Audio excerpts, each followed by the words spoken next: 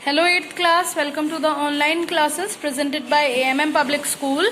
आज आपका साइंस का टर्न है, तो निकालिए अपनी साइंस की बुक प्रोग्रेसिव साइंस और हम पढ़ेंगे इसका चैप्टर नंबर 4। पेज नंबर 42 पर बच्चों आपका चैप्टर नंबर 4 है मेटल्स एंड नॉन मेटल्स। ये चैप्टर स्टार्ट करने से पहले बच्चों मैं आपको कुछ मेन चीजें बताना चाहूंगी। ये चैप्टर हमारा है केमिस्ट्री का।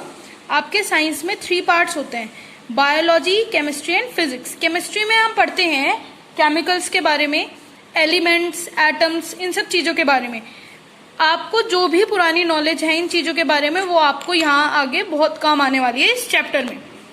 ये चैप्टर थोड़ा हायर लेवल का है, इसमें आपको रिएक्शंस भी पढ़ने को मिलेंगी। जैसे कि आप यहाँ देख रहे हैं कि एक जो ये आपको दिख रहा है, मैं आपको कुछ क्लैरिफाई करना चाहूंगी। यहाँ पर ये जो है यहाँ पर S, ये O2, H2O, ये सारे अलग अलग कंपाउंड्स हैं जिनका यहाँ पर साइंटिफिक नेम दिया हुआ है, साइंटिफिक फॉर्मूला इनका दिया हुआ है। जो Mg है मैग्नीशियम, O है ऑक्सीजन, H है हाइड्रोजन, S है सल्फर।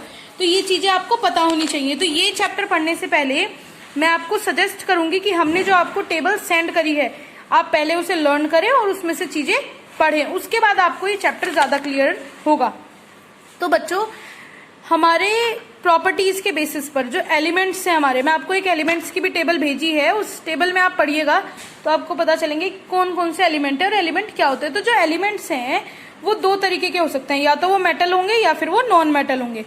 अगर वो मेटल हैं तो वो गुड कंडक्टर होंगे। गुड कंडक्टर मतलब जिनके अंदर से बिजली जा सकती है, जिनके अंदर से हीट जा सके। अब आपने देखा होगा, आपने एक तरफ लिया लकड़ी और एक तरफ आपने लिया लोहे की रोड, तो आप इन दोनों को गर्म करेंगे तो क्या लकड़ी, सपोज करो ये जो पीस है मैंने यहाँ से इसे मतलब गर्म करना शुरू करा, जो लोहे की रोड है वो आप देखेंगे कि वो यहाँ तक अपने आप गर्म हो जाएगी।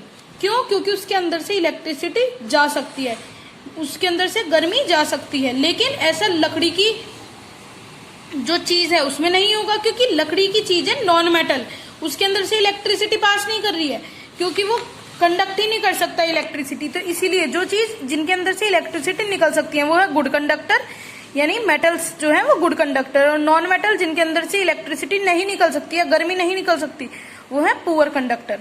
अब याद रखेंगे आप कि जो मेटल्स हैं वो पॉजिटिव आयंस बनाते हैं, मेटल्स पॉजिटिव आयंस बनाते हैं, तबकि जो नॉन मेटल्स हैं वो नेगेटिव आयंस बनाएंगे।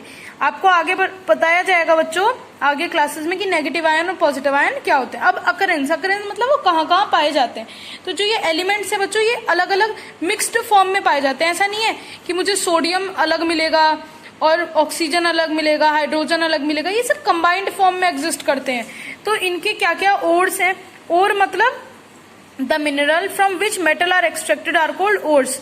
वो मिनरल यानी वो मिनरल पत्थरों में ही होते हैं, वो पत्थर जिनके अंदर हमारे एलिमेंट्स पाए जाते हैं उन्हें हम मिनरल्स कह देते हैं।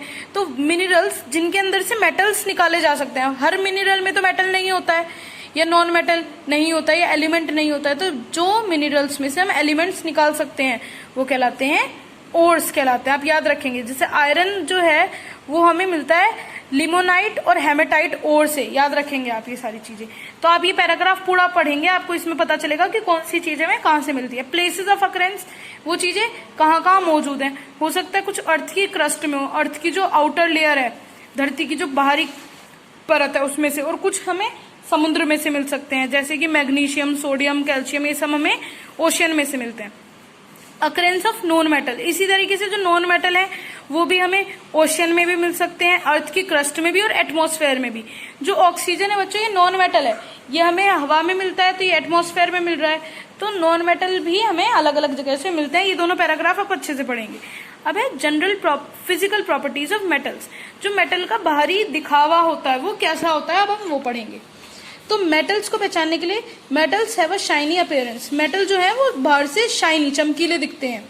Metal usually have a silver और ग्रे कलर, या तो मेटल्स का सिल्वर कलर होता है या ग्रे कलर होता है।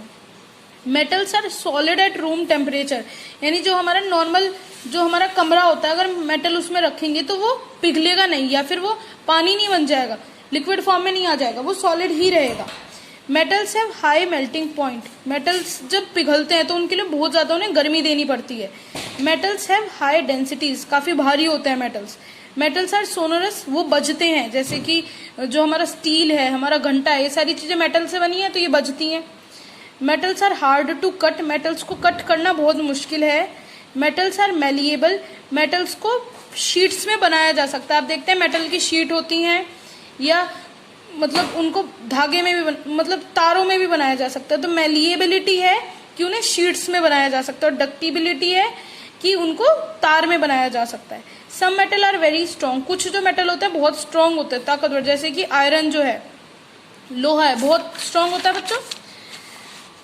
सम metals have high tensile strength, tensile strength मतलब कि बिल्कुल भी उनको जो स्ट्रेचिंग होती है वो उनमें नहीं हो सकती, स्ट्रेचिंग नहीं हो सकती।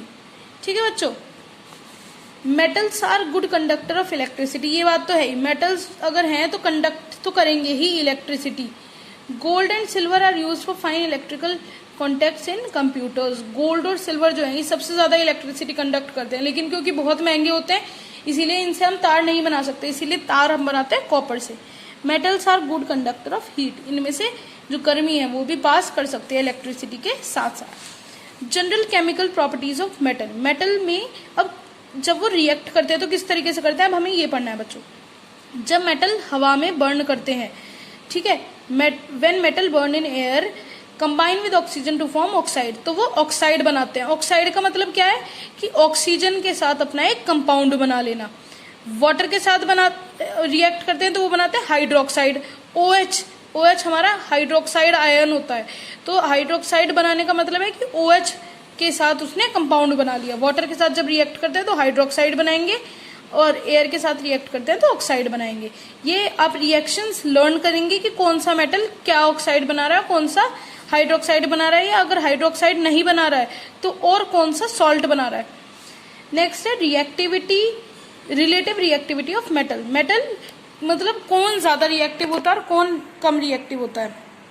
Reaction of metal with air, metal like sodium spontaneously burn in air even at room temperature to form metal oxide. Aluminium is also a fairly reactive metal. A fresh surface of aluminium get quickly covered with the thin layer of aluminium oxide when exposed to air. Iron utensils, nails, screws and bicycle rim form a reddish brown layer of rust on the surface when exposed to air. तो अलग अलग जो metal हैं वो मतलब air के साथ अलग रिएक्ट करते हैं। जैसे सोडियम जो है, हम सोडियम को खुली हवा में नहीं रख सकते क्योंकि सोडियम एकदम से मतलब जलने लग जाता है, उसमें लपटें उठ जाती हैं, इतना ज्यादा रिएक्टिव होता है वो ऑक्सीजन के साथ। तब कि जैसे आयरन है, आयरन को अगर हम खुली हवा में रखेंगे तो उसमें जंग लग जाता है। तो अलग अलग मेटल के अलग अलग प्रॉपर्टीज होती हैं बच्चों।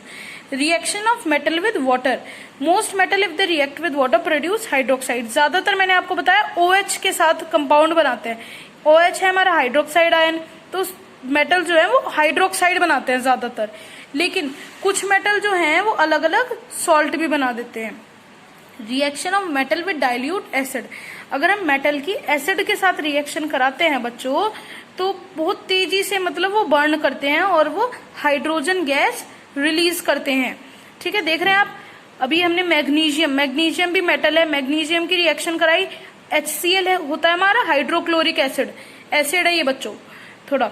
तो मैग्नीशियम की जब एसिड के साथ रिएक्शन कराई तो भी उसने मतलब हाइड्रोजन गैस रिलीज करी। एल्यूमिनियम की जब हमने एसिड के साथ रिएक्शन कराई तो भी उसने हाइड्रोजन गैस रिलीज करी। तो जो ये मेटल्स हैं जब ये एसिड के साथ रिएक्ट करते हैं तो ये हाइड्रोजन गैस बनाते हैं। गोल्ड और platinum do not react with air, water and acid. अब गोल्ड और प्लेटिनम भी हैं तो दोनों ही मेटल, लेकिन ये एयर के साथ रिएक्ट नहीं करते हैं और मतलब ना ही वाटर के साथ ना ही एसिड के साथ रिएक्ट करते हैं, इसीलिए इनको हम कहते हैं noble metal and are used in jewellery.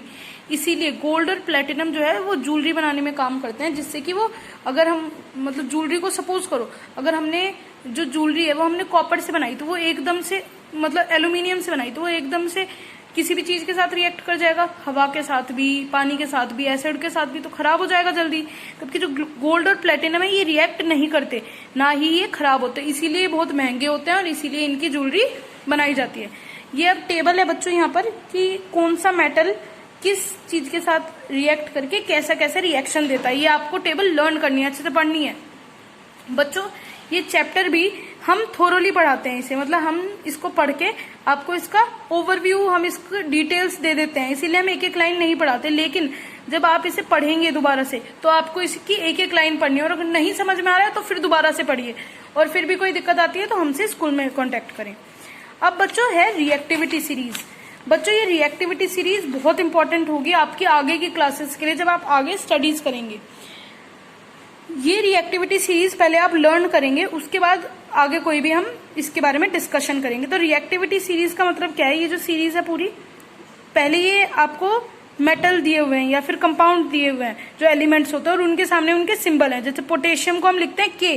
जब हम बच्चों रिएक्शन लिखते हैं तो बार बार हम पोटेशियम, सोडियम ये तो लिख नहीं सकते, कंफ्यूजन क्रिएट होता है इनसे, इसीलिए हम इनके शॉर्ट सिंबल यूज करते हैं। तो आपको ये सिंबल भी लर्न करना है, जो टेबल हमने भेजी है उससे। तो ये इनके सिंबल है। आप अब ये रिएक्टिविटी सीरीज क्या है कि इनमें सबसे ज्यादा तेज जो रिएक्शन देता है वो है पोटेशियम, उसके बाद सोडियम, फिर barium, calcium, magnesium, aluminium, zinc, nickel, iron, nickel, tin, lead, hydrogen, copper, mercury, silver, gold, platinum. जो सबसे कम रिएक्शन देता है वो है प्लेटिनम। तो ये रिएक्टिविटी सीरीज है। जैसे जैसे नीचे आते जाएंगे आप, इनकी रिएक्शन धीमी होती जाएगी, कम होती जाएगी, या ये कहो कि जैसे जैसे ऊपर जाते जाएंगे हम, रिएक्शन इनकी बढ़ती जाएगी, उतनी तेज ये रिएक्ट करते हैं। तो आप ये टेबल अच्छे से लर्न करेंगे बच्चों। अब बात करते हैं कोरोजन।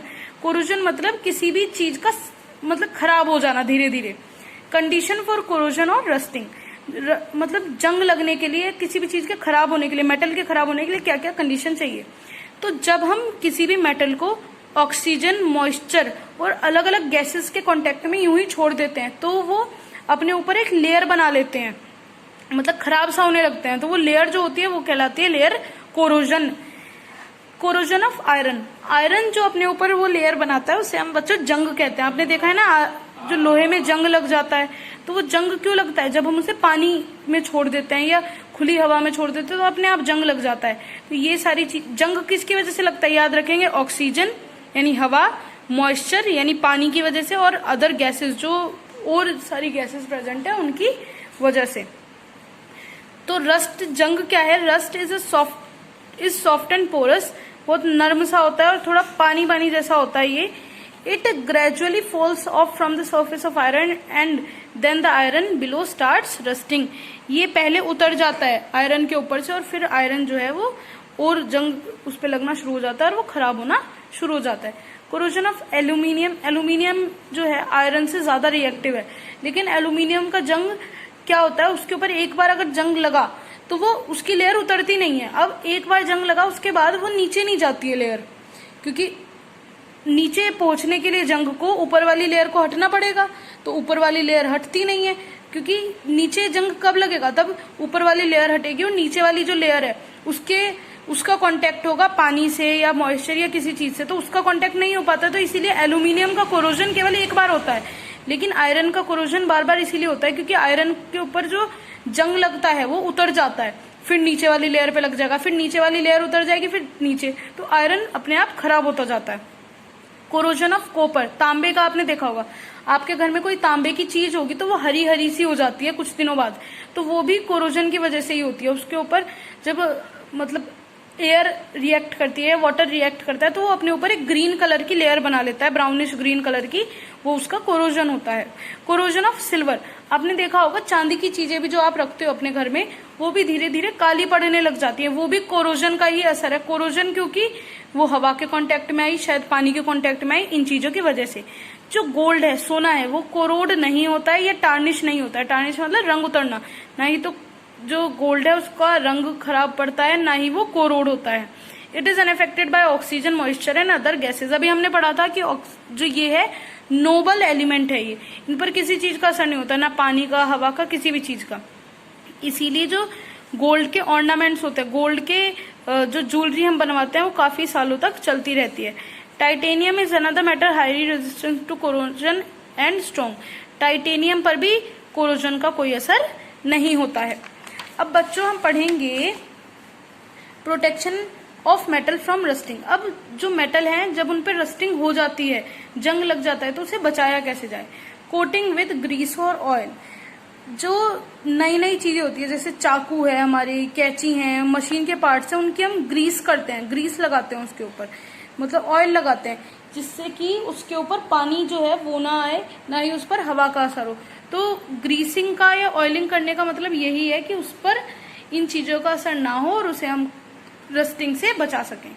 कोटिंग विद पेंट, हम जो नए नए फर्नीचर आते हैं, लोहे की चीजें, जैसे जो भी लोहे की चीजें होती है, गेट वगैरह, इन सबको पेंट कर देते हैं। पेंट करने से भी क्या होता है कि हवा जो है वो लोहे से डायरेक्ट कांटेक्ट नहीं कर पाती, या पानी भी, इसकी वजह से जंग से हम इन्हें बचा सकते हैं। कोटिंग विद अदर मेटल, अब कभी कभी हम क्या करते हैं, दूसरा मेटल इनके ऊपर लगा देते हैं।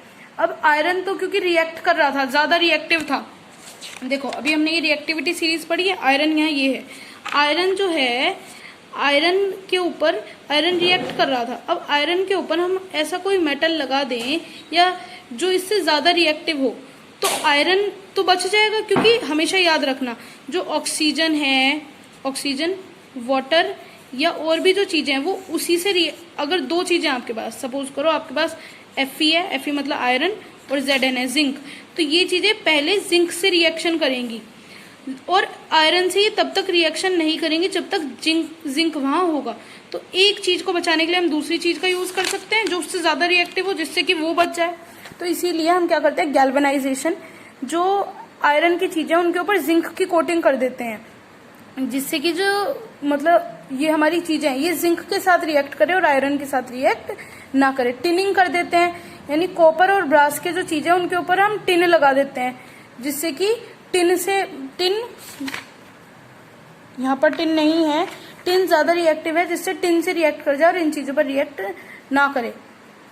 इलेक्ट्रोप्लेटिंग, इलेक्ट्रोप्लेटिंग बच्चों एक तरीका है जिससे हम मतलब इलेक्ट्रिसिटी की मदद से इन चीजों पर दूसरा मेटल लगा दें और इनको कोरोजन से बचा सकें। एनोडाइजिंग भी एक ऐसा ही तरीका है कि हम मतलब इलेक्ट्रोलिटिक प्रोसेस से एक मेटल पे दूसरा मेटल लगाकर उसका ऑक्साइड बना दें, तो मतलब उसके बाद उस पर कोई और चीज रिएक्ट नहीं करेगी, तो एनोडाइजिंग ये है। एलॉइंग, एलॉइंग मतलब हम प्योर चीज यूज ना करके उसमें कोई और चीज मिला ले जिससे उस पर जंग ना लगे। जैसे कि कुछ मेटल जब उनको एलॉय मतलब दूसरी चीज के साथ मिक्स किया जाता है तो वो कोरोजन फ्री बन जाता है। जैसे कि स्टेनलेस स्टील है, वो आयरन और क्रोमियम और निकल का एलॉय है, तो अब आयरन पर रस्ट नहीं लग रहा, स्टेनलेस स्टील की जो आप चीजें यूज करेंगे उन पर जंग नहीं लगता, क्योंकि अब वो एलॉय बन चुके हैं, दो तीन चीजों को मिलाकर बनी है, तो अब उनकी ये रस्टिंग की प्रॉपर्टी है ये खत्म हो गई। तो बच्चों आपका चैप्टर यहीं फिनिश होता है, मतलब आज का पार्ट। अब हम जो आगे का चैप्टर पढ़ेंगे ये हम सेकंड पार्ट में पढ़ेंगे। जो 7 पेजेस आज हमने पढ़े हैं ये आपको अच्छे से पढ़ने हैं, लर्न करने हैं, और जो हम टेबल भेज रहे हैं आपको वो टेबल भी आप लर्न करेंगे। आज के वर्क के साथ बच्चों आपको एक्सरसाइज भेजी जाएगी, एक्सरसाइज भी आप फिल करेंगे अपनी बुक में। और ये जो 4th पर है, कंप्लीट द केमिकल इक्वेशंस, ये आप नोटबुक में करेंगे। Explain with equation what happens, ये भी आप नोटबुक में करेंगे। और give reason for the following, ये भी आप नोटबुक में करेंगे आज ही। नेक्स्ट जो वेरी शॉर्ट क्वेश्चन आंसर है ये भी आप आज ही नोटबुक में करेंगे, और जो शॉर्ट और लॉन्ग क्वेश्चन आंसर्स हैं ये आपको नेक्स्ट पार्ट के साथ कराए जाएंगे। शॉर्ट नोट भी आप आज ही नोटबुक में करेंगे। तो केमिकल इक्वेशन और ये व्हाट हैपेंस ये तो हमने फिल करा हुआ है, ये आप यहीं से कर लेंगे। Give reason for the following, second और थर्ड आप यहीं से कर लेंगे। फर्स्ट जो है आप टिक कर लीजिए, silver is use for making mirror, तो पेज नंबर 51 पर जाएंगे तो यहाँ टिक करिए सिल्वर से लेकर मिरर्स तक, ये आंसर नंबर 1 है। GR मतलब गिव रीजन का। नेक्स्ट आपके जो आंसर द फॉलोइंग है ये भी आपको सामने ही मिल जाएंगे। बस 4th जो है इसका, what is the use of oxygen is medicine, तो पेज नंबर 52 पर आप जाएंगे तो यहाँ से आप टिक करिए 52 पर इन मेडिसिन से लेकर ब्रीथिंग तक, आंसर नंबर 4th है वेरी शॉर्ट का। और टिक करेंगे आप short note on prevention of corrosion, page number 48 पर जाइए। अभी हमने पढ़ा है कोरोजन मतलब जंग से कैसे बचा जाए, तो 48 पेज पर आप सबसे पहले लिखेंगे टू प्रिवेंट से लेकर फॉलोज तक, और फिर जो ये सारे तरीके हैं केवल इनके नाम लिखेंगे। आपका आंसर नंबर 1 है शॉर्ट नोट का, नोट लिख दिया है मैंने, आंसर नंबर 1 नोट का, शॉर्ट नोट का। सेकंड है आपका शॉर्ट नोट प्लेटिनम, तो पेज नंबर 50 पर जाएंगे आप प्लेटिनम के लिए। 51 पर प्लेटिनम, प्लेटिनम से लेकर आंसर ये एक्सट्रैक्ट तक, आंसर नंबर 2 है नोट का। और आपका answer number 3 noble metals, page number 50, gold से लेकर कोरोजन तक, आंसर नंबर 3 नोट का। तो ये आपको आज ही सारा वर्क करना है नोटबुक में, जिससे कि नेक्स्ट टर्न पर आपके लिए ज्यादा वर्क ना हो। इसीलिए हमने कुछ वर्क आपको आज करा दिया, नेक्स्ट पार्ट के साथ कुछ वर्क आपको नेक्स्ट टर्न पर कराएंगे। तो मिलते हैं नेक्स्ट वीडियो में नेक्स्ट चैप्टर के साथ। Thank you.